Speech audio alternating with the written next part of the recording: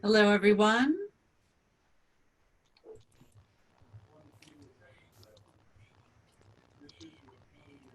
I want to let people in. I want to make sure that everybody can get in while I'm talking. Okay, I want to welcome you all to our first webinar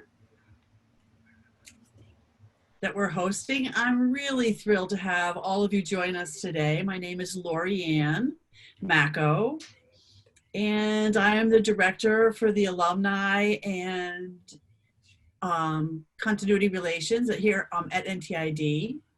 I work for the Office of External Affairs. So welcome everybody. I'm thrilled. This is a new series of webinars that we're kicking off today. And we'll have more as time goes on. I hope you enjoy this. I hope you enjoy learning about health and wellness. Just to remind everybody before we start, the videos will be off for everybody now during the presentation so that we can sit back and watch Skip. And after Skip is finished with his presentation, we'll have a question and answer period where we're going to handle that through chat. So you can type in to me or to the entire group any questions that you have, and then we'll have Skip answer them. All right. So with that, I want to introduce Skip Flanagan. He's a graduate of 2016. He's of RIT. He was a baseball player for RIT, this baseball team, and quite knowledgeable about health and wellness. So welcome, Skip. He's going to share his information with you. Thank you, Lorianne. I hope everybody can see me okay. It's nice. We're trying something new here, sharing some tips that hopefully you can take advantage from this webinar. So before I dive deep into this, I just want to be clear. Health, wellness, it can be misleading, those terms sometimes. People usually think of physical health, but there's more to it than that. If you have more questions about that, we can talk after and want to talk after this webinar, you're certainly welcome to get in touch with me. And we can see where we can go from there.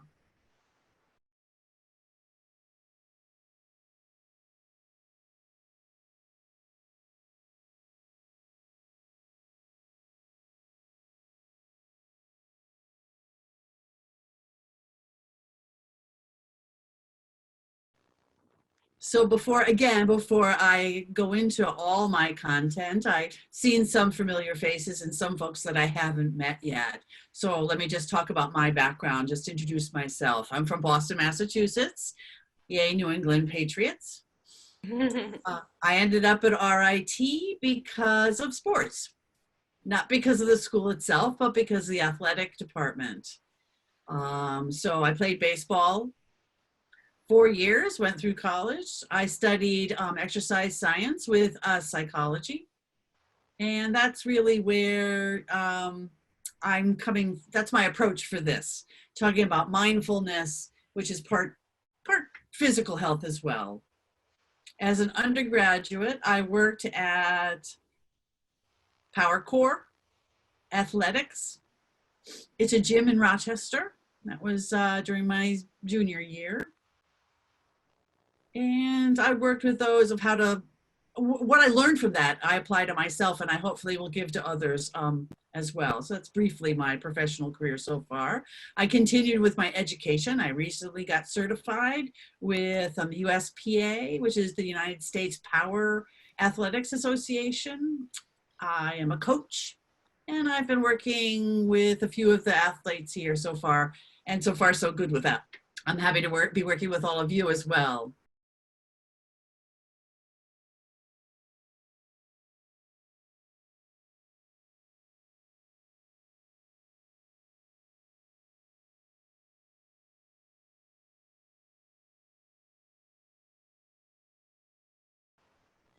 How I really got into the wellness game is because of I made it a priority in my life.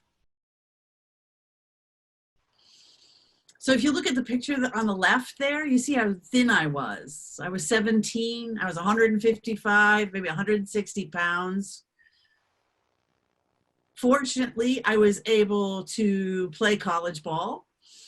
When I arrived on the RIT campus, there were coaches, numerous coaches I had, and they said to me, as a player at that time, I played 3 different positions, so I had to jump back and forth between those positions, which was a lot of work.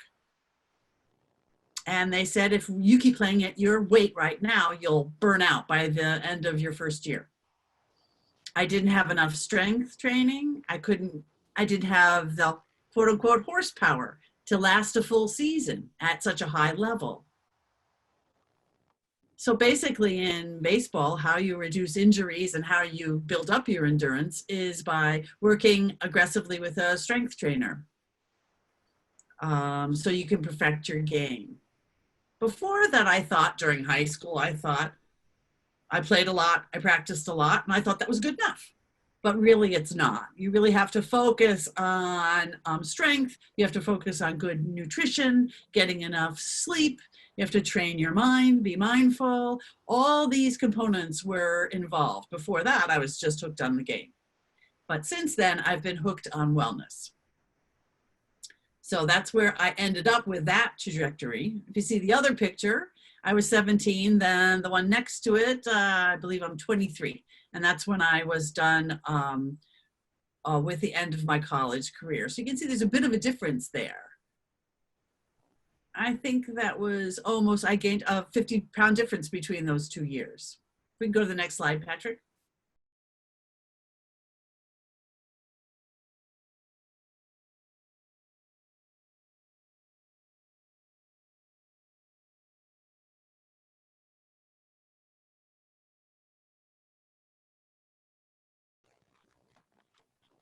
So I explained what I did, but many people, when they hear wellness, they think of physical health, you know, getting in good shape.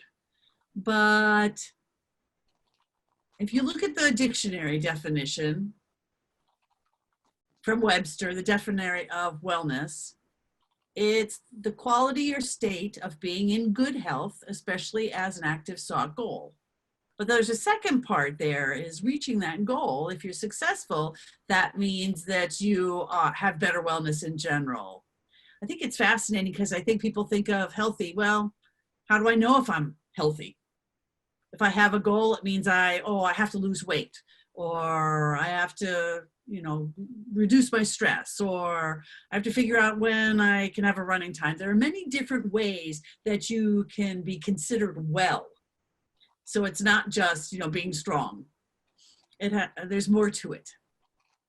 I'll discuss some things that have come up just recently with the corona situation and how we can actually reevaluate things, how we can reevaluate ourselves and reevaluate our the climate that we're in and how we can proceed from there.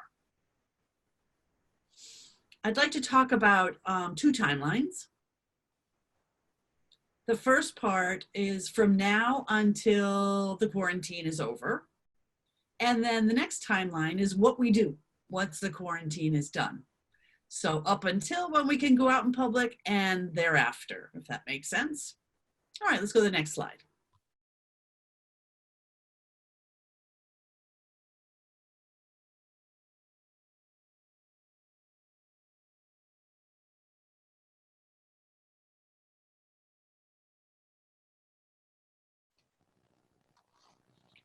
I teach a class called Freshman Seminar.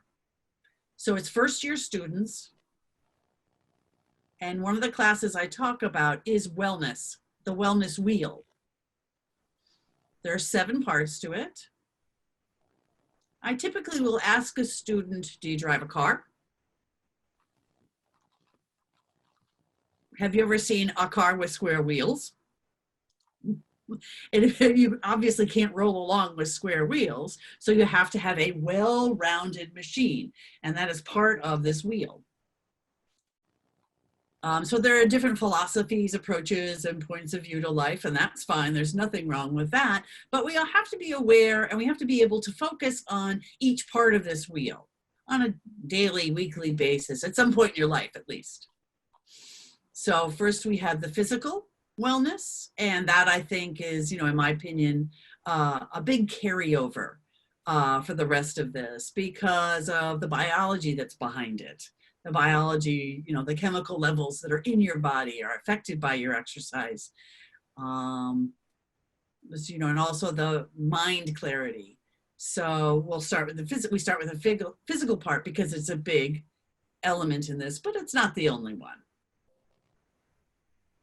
The second part is the emotional component. How you're thinking, how you're feeling, how you are operating.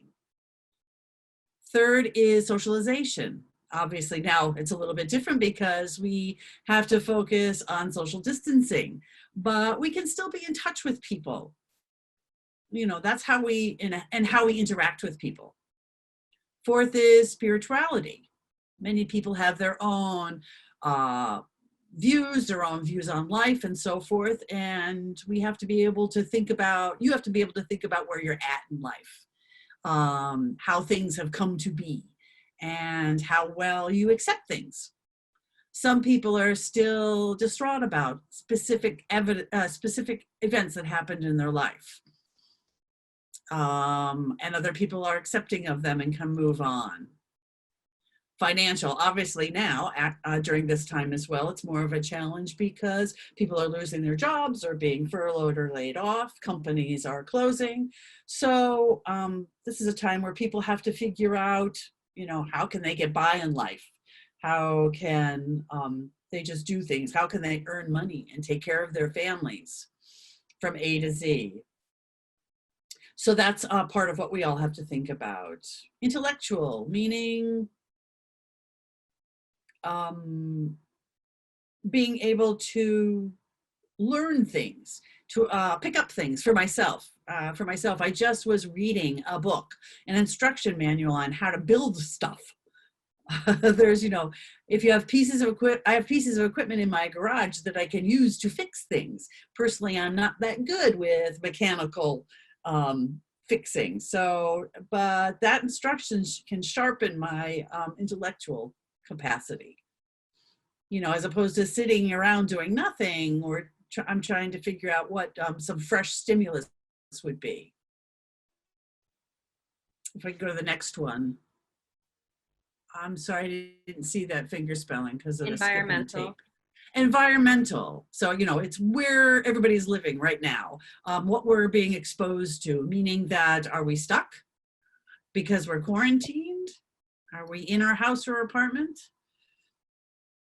Environment can also mean is this the right environment for you? Perhaps not because we're stuck, but we have to figure out how we can make an environment that matches ourselves, that matches our life, to give yourself quote unquote space to grow. Not the actual location, but also the people that are around you.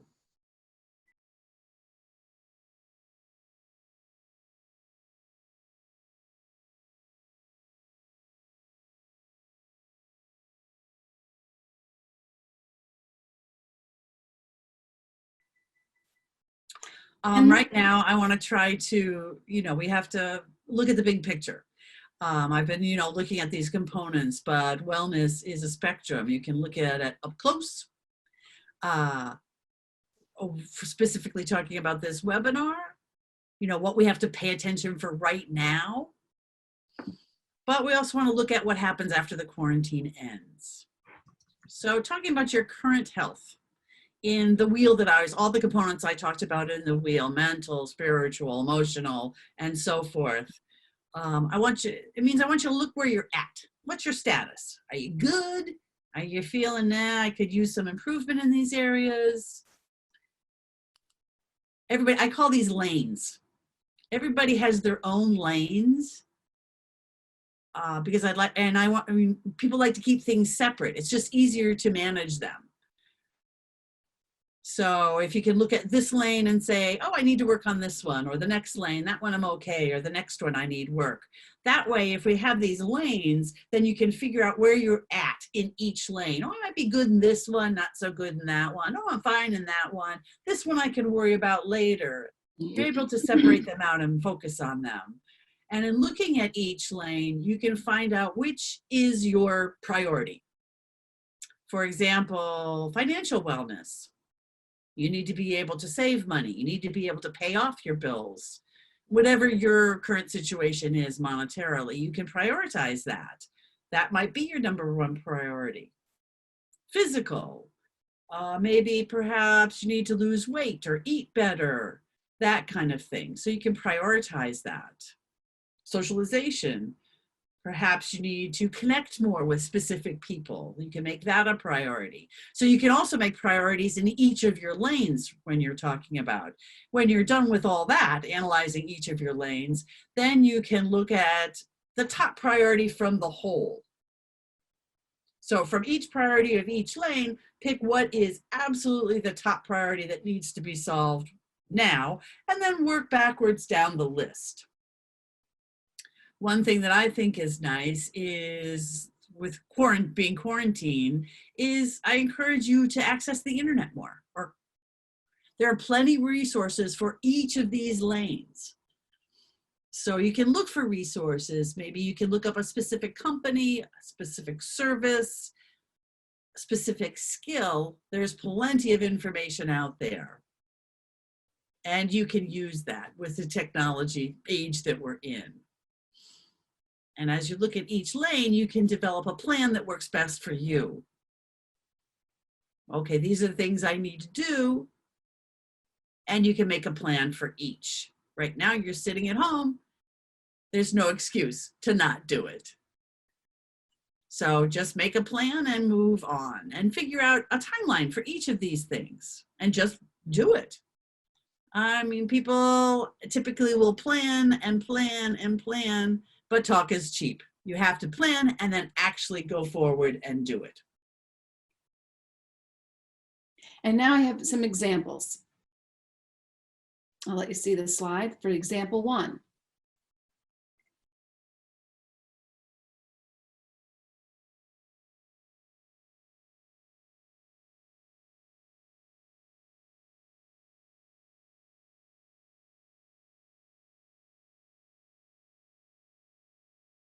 For the past 4 months, I've been involved with preparing for competition. I've been training for a particular competition.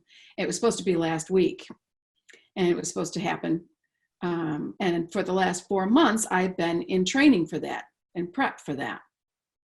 I've been following everything to the T, following the training plan, very specific amounts of time that I've been on the treadmill, specific amounts of food preparation, sleep. I've been focusing on each of these details and features to prepare for that competition. And then we had our quarantine with the COVID virus. It can impacts you in different ways. Your mobility, I really noticed my weaknesses during this time and have used this to reevaluate what I've been doing in my training so far and what I need to do to add to it, to progress. I need to try new things. I need to do a different kind of mind preparation for the training and get in the zone, get my head in the zone for being able to be prepared for a serious competition. So mental conditioning is one of the things I needed to add to my practice. Also eating right. I've been eating the same things every day, and being in isolation, I need to try new things, need to try new recipes. And I'm still working on it. It hasn't succeeded entirely, but there are different things I need to give myself new ideas, new programs to try to progress.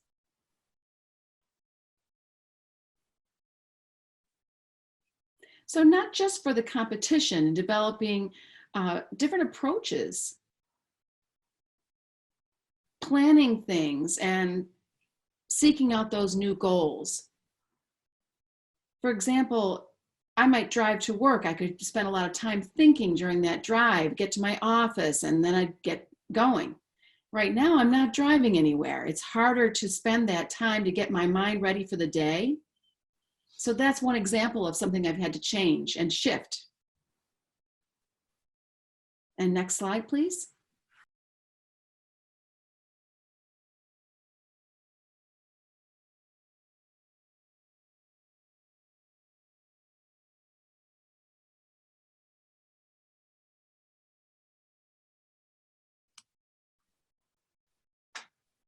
The second example I have, it applies to everyone right now.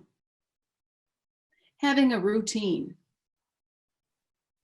You know, you've been normally getting up, showering, get to work. After you have work, you go do your errands. And now, you know, you're staying in the same space. You get up and you go to work in the same space where you just got up. You could be in your pajamas all day. You might not have a schedule. And clearly, what's, you know, happening outside, you need to figure out your routine differently because of being in the same space and figuring out what works. So you can consider right now and also think about the future. What's going to happen after our quarantine time? Looking forward to what's going to happen naturally. It's going to be different from what's happening today. So how have you had to change your routine and your schedule and how to get ready for your next day? I think it's important for your mind right now and on a daily basis. We can't change things that are out of our control, but we can change our approach to how things happen. I would suggest one of the key elements is making a goal. That is important for wellness. Have a plan and make a goal that you can achieve and goals along the way.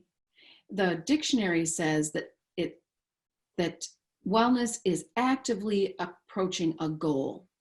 And as you're setting your priorities and your goals, you want to have something to work towards.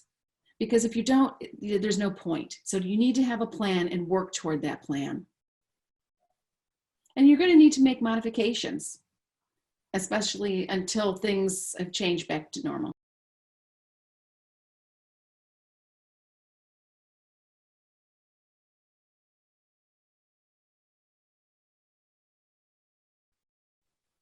I thought this was a funny cartoon. It applies to so many things as an athlete for me, and maybe it applies to you.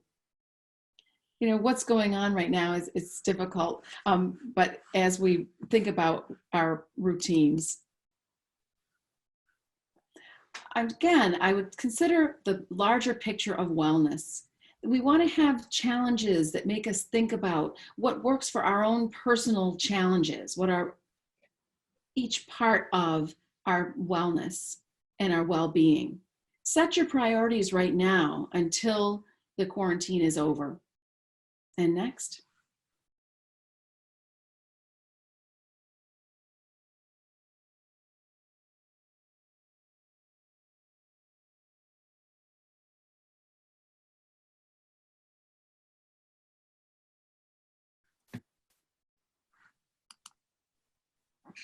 I have 5 key areas that I want to discuss. I call it the GPP, the General Physical Preparedness. And the 5 areas, the king of this are the challenges, because we really need to work around some things that are barriers to us. Also our mental wellness right now, how we apply where we're going and how we're going about things. And then our physical activity and how we incorporate all of these things with technology helping us. Technology can help us with all of these areas. So first I'm going to talk about the GPP.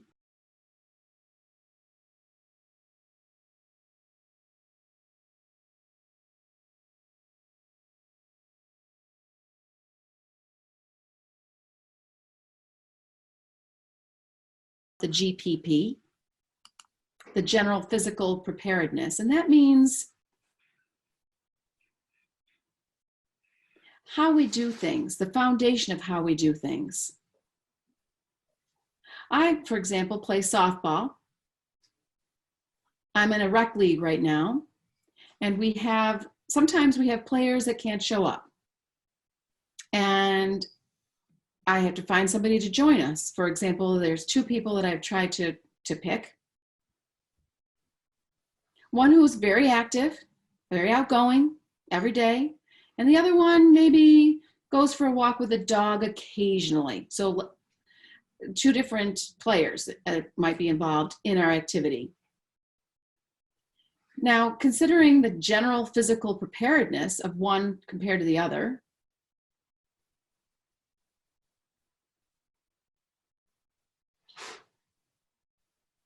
and I'm talking about how you can apply that general physical preparedness to your regular life. You could just take that 10-minute walk per day, a low impact exercise. And there's been a lot of research out there that a 10-minute walk a few times a day adds up to an actual 20 or 30 minute of activity. And that makes a bigger difference than you would imagine. Personally, I like to try to walk 10 minutes after I eat something, maybe after lunch, dinner, or in the evening. And that, how I see if it's a successful general preparedness, I might actually try to walk over to the other side of campus, from my office to the other side of campus, and take that walk on campus instead of going out to my car and driving across campus. The walking can improve your heart health. And that's one example of something that's a low impact exercise that can improve your general physical condition. Also, some people like to power run. That's fine, good for you if you like to be involved in running. I've been reading articles about having general physical preparedness, and one thing I want you to consider, I found on a website called active.com, talking about running and statistics, running stats.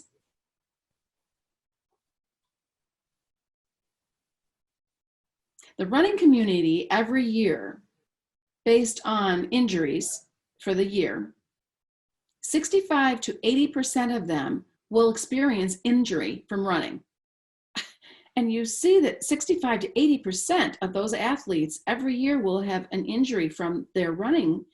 I'm not trying to discourage you from being a runner if that's something you enjoy, but the biomechanics of what you're doing, your physical structure, your background, you need to consider how much you have been running before. So just consider, as you're being aware of your activity, don't jump right into running if it isn't something you've done before. You want to consider starting with walking and increasing your activity as it goes along. Think about your metrics and your schedule. You may start out with 10 minutes of walking. Go a little bit longer the next time. Go faster the next time. Set benchmarks for yourself. Again, set your time frame and increase that time by increments to increase your general fitness.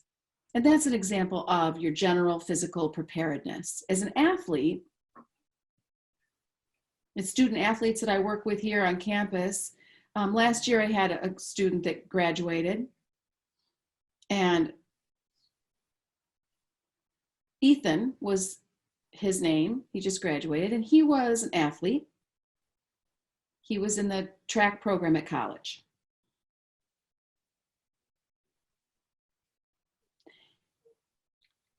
He would be able to do the shot put throw, the hammer throw. He was a great athlete. But his background was he was never involved in track before he got to college. He hadn't even experienced working in track and being an athlete before college, but he was in great shape to begin with. He was very active at college. He played a lot of basketball. He worked out. So he had a strong foundation and was able to transition that fitness into being a great athlete. So that's an example of building on what you already have. Consider what shape you're in and have that foundation and build on it. Try new things, new activities, whatever works well for you.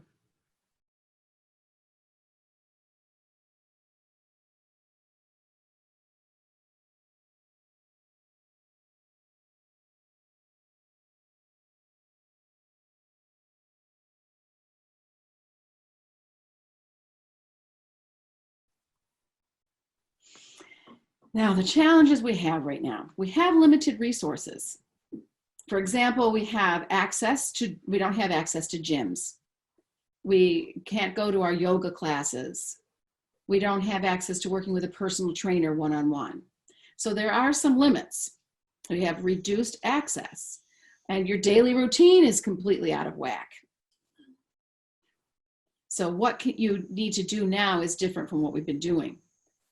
Additionally, we have less things, that our situations may be very dire and can impact our mental outlook. We don't have the same amount of energy that we might have if we're having our regular routines. So these are challenges, and it is tough. I see athletes in our department,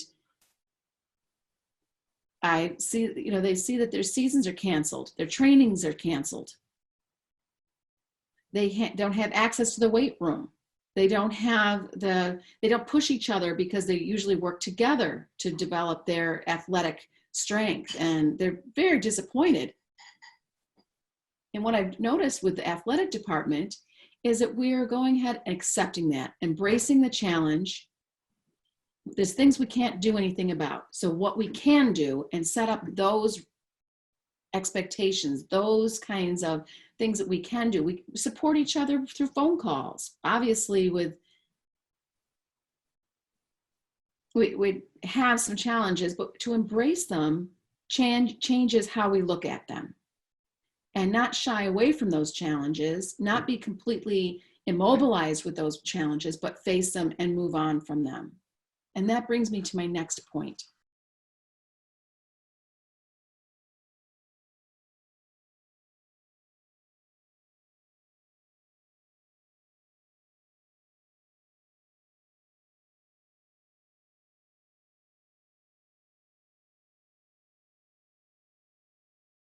Mental wellness. It is so important right now. People are saying that your mindset, your mental approach, your commitment, your attitude, all of these qualities, we have to approach those. There's a long way to go with considering them and seeing that bigger picture. Have you heard of Jocko? This example of his discipline is extraordinary. He's a great role model, a great teacher for developing self-discipline. And he says that discipline is more important than motivation. And how we look at our role in the team, for example. Now, during this quarantine time, continue to be a lifelong learner. Continue to learn things. You learn something new. Put yourself out there. You can experience new things even though you can't go out physically. You can learn new things that will help you, give you opportunities, and improve your mindset. And that does lead me to the next slide.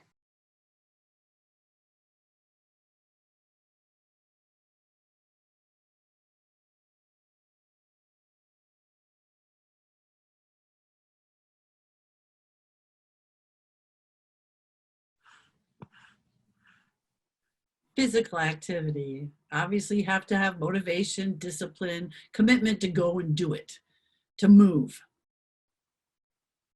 A lot of people think, oh, far ahead, think of the future. But you can't do it all in one day. You have to start one day at a time. You can make goals and plans. That's very important to look to the future for that. But with physical activity, you take it a step at a time.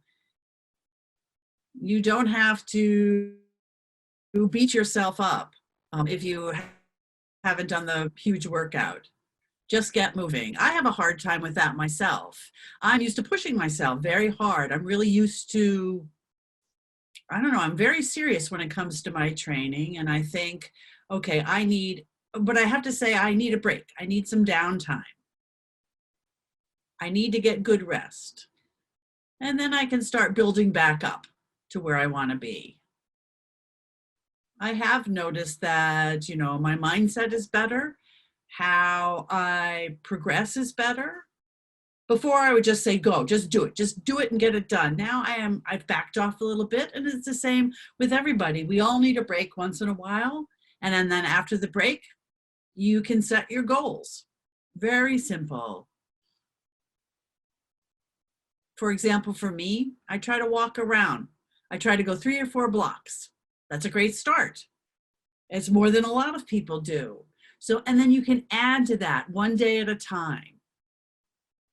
You can walk down your street, make it a goal to get to a specific place and back.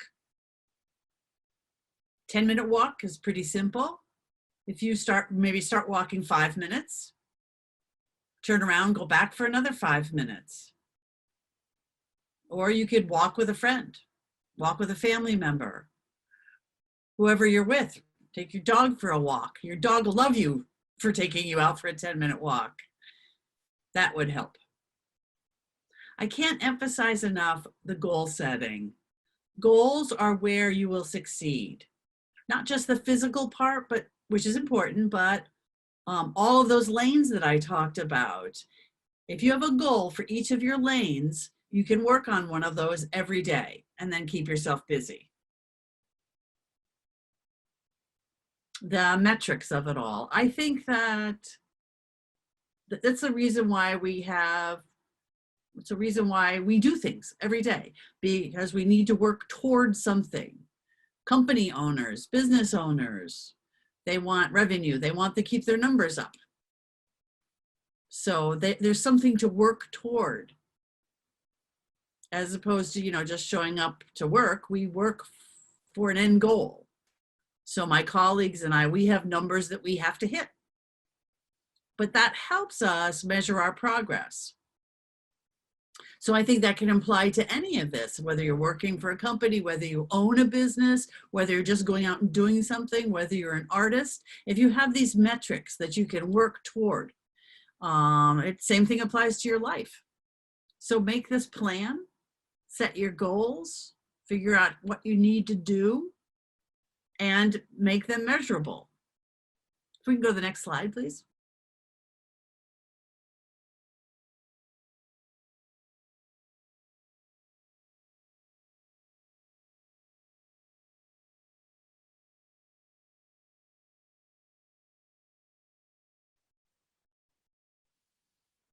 And I just want to tie everything together, like all of what I've been talking about, it's all tied together by technology.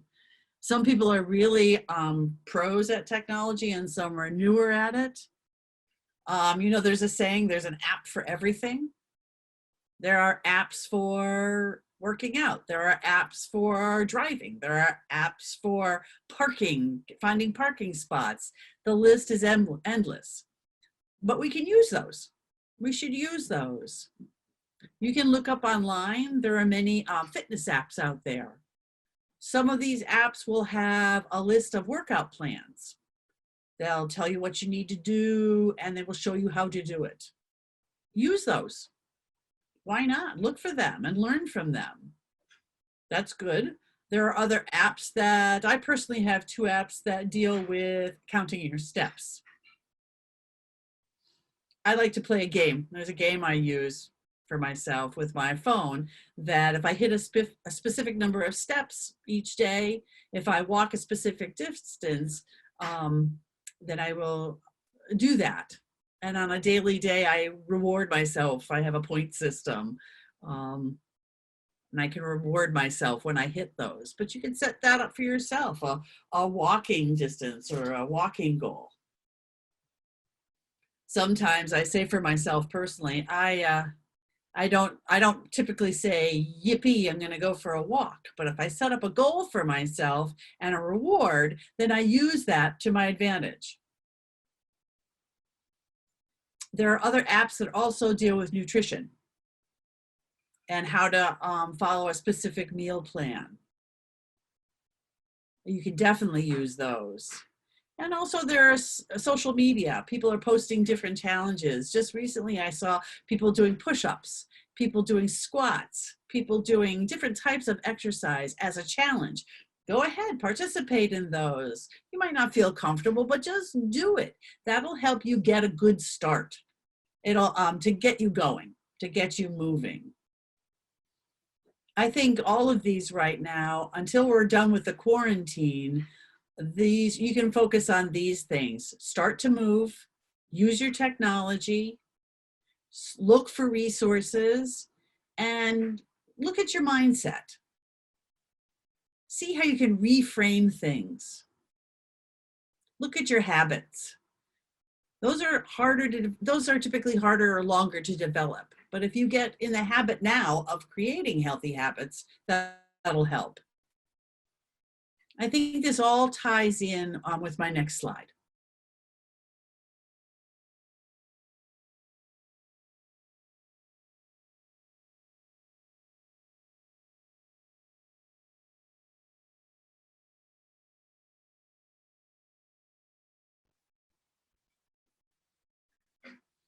Like I said, right now we're in quarantine.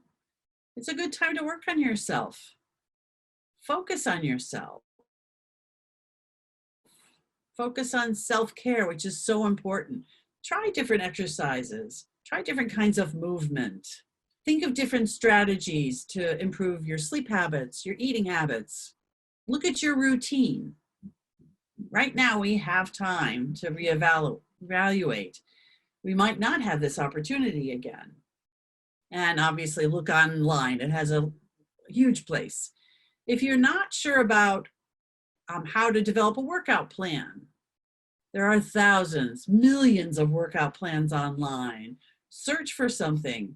Maybe get in touch with a personal trainer on social media just to get a better idea of what you personally can do. But talk with your family and friends as well.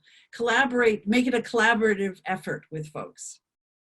I think this is a good time for you to push yourselves. Make yourself a little bit uncomfortable. That's fine. It's okay. You need to be uncomfortable to grow.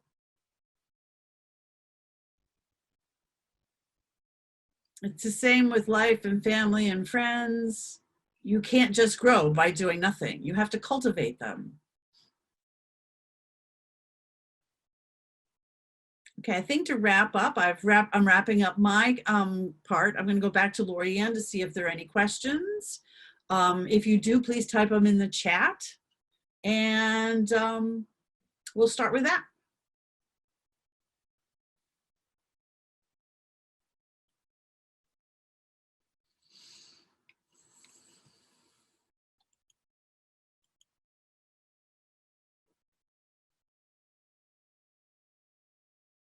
Okay, there's a question. When the gyms are open again, what can we do to protect ourselves?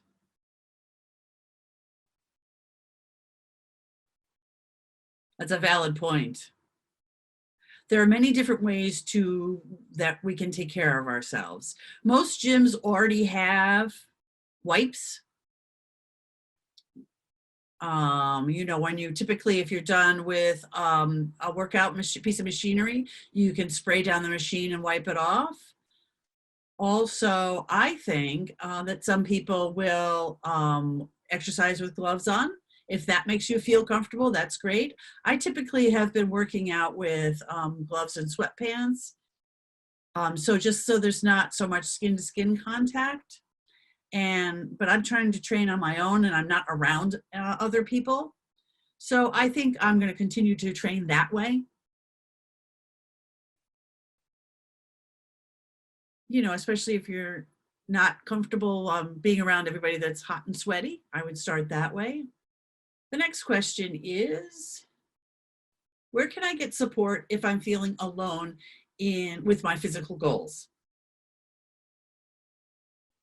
Well, you know, I feel alone in my goals as well. I'm chasing some goals that other people perhaps aren't.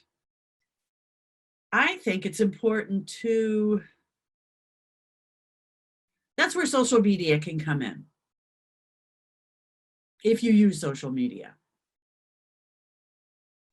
I tend to look at, for example, for myself, in powerlifting, people think that's taboo, but maybe not as many people are involved in that as baseball. Well, that's true. But what I do is I will look up events within that community and people who are part of that community. For example, I made some new friends. I have, you know, when I watch people that are competing in my class, I watch those folks. I watch people that are involved in the same thing as I am. I'd rather meet them in person, obviously, but with what's going on.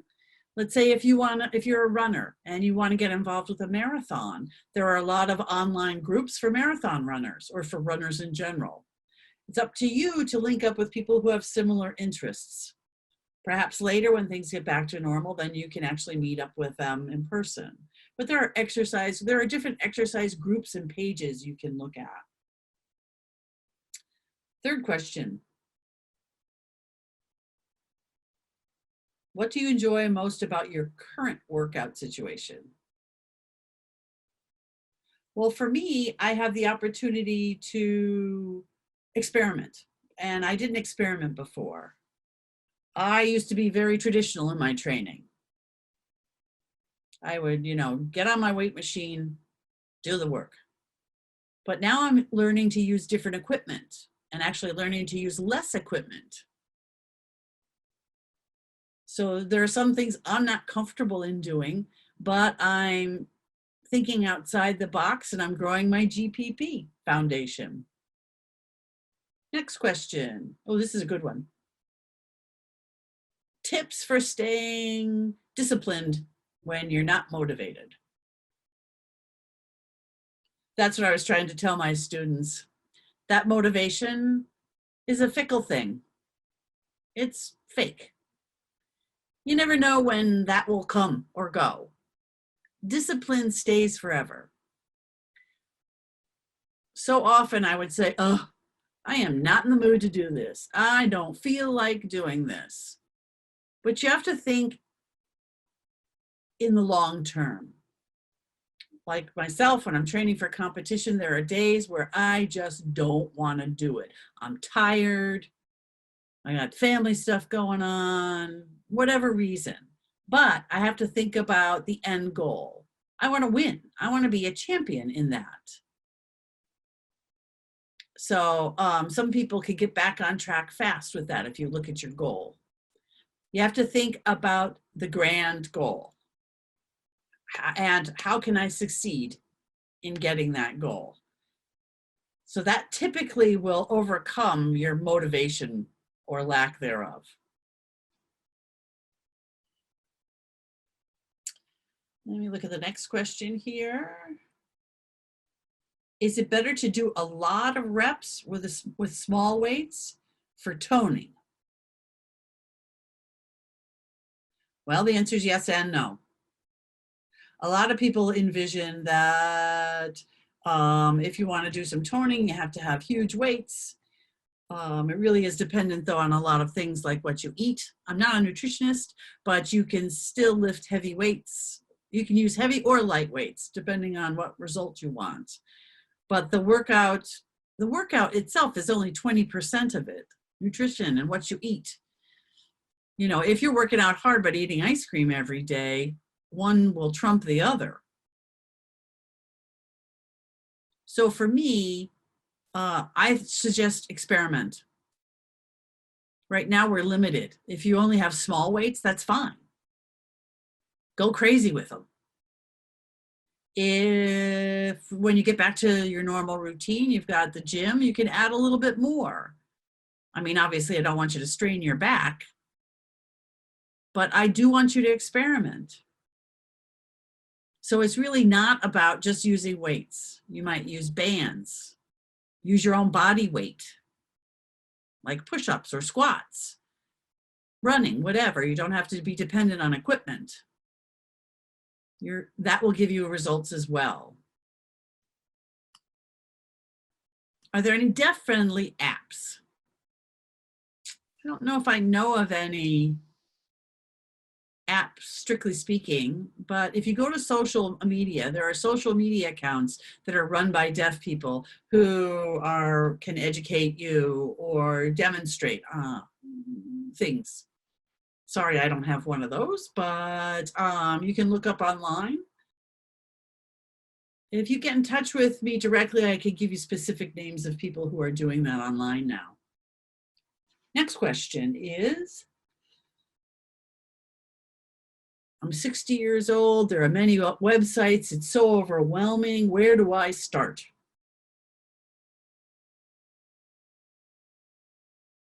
Yeah, sometimes I'm overwhelmed as well, looking at so many platforms. But figure out first, what's your goal?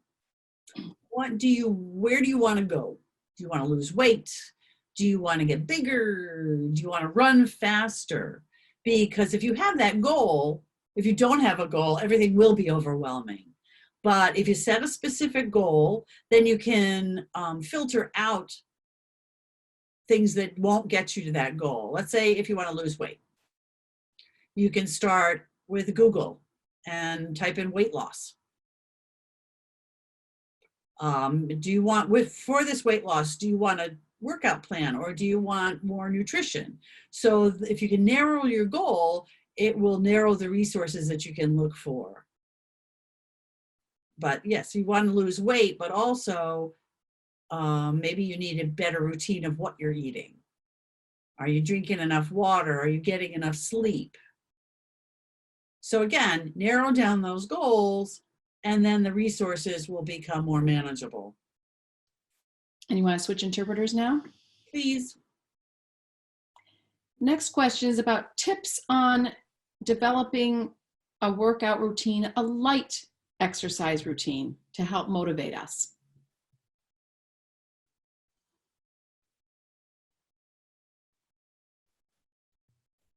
I'm waiting for the captioning to finish. Yeah, I think it's a good idea to start lightly and, not just go full bore into a hard routine. I think that what would be important from my recent experience is that RIT has a new coach I've been working with just a little bit. And I've been working with them about working with our deaf athletes and mentioning that there's new technologies that we can try to use those technologies to recruit new athletes before they even get to RIT. And the coach said, really, you want to start with your body weight exercises. Start with basic push-ups, squats, lunges. You can use the wall to use push-ups or sit-ups. And start with just using your own body weight as an exercise instead of outside weights. I think that I did that myself. When we first got into quarantine, I didn't have any equipment.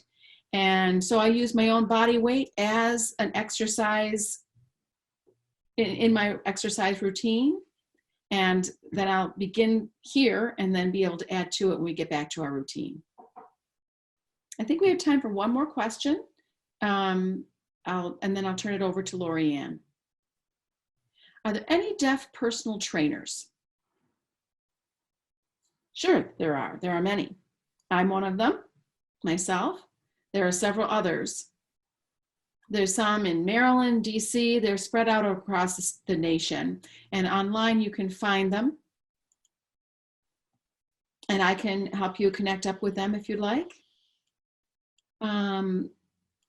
I see that there's some other questions I didn't get to today either. So we can discuss that directly. Lorianne, I'll have you wrap up from here though. Thank you.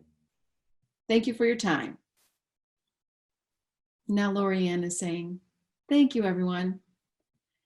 Thank you, Skip. Wow. I have learned so much, and in watching the comments that have been coming through too, we've all been remotivated today, and I'm considering some ideas of things that we can do. Even though we are limited in some ways while we're in quarantine, there are really, if we consider all the things that we can keep up to be healthier and more active. Also coming from the inside, supporting each other. I want to thank Skip very much for his time today presenting. It was a really great information to share with us. And if you would like to save this and figure out how to keep it and keep this going, I will let you know as we have different posts. I'll post different things about presentations that we'll have in the future. I'm looking at the comments in the chat. And if you have additional questions that we didn't get to, I'll share those with Skip and he can get back to you directly. Thank you so much for your questions and your involvement and participation today. I hope you enjoyed this. And again, I want to remind you that this is the first of our series of webinars, and we will be having some in the future on different topics for our alumni and others who want to be involved. Watch the NTID Alumni Association face page for announcements, and we'll post it there. So thank you all.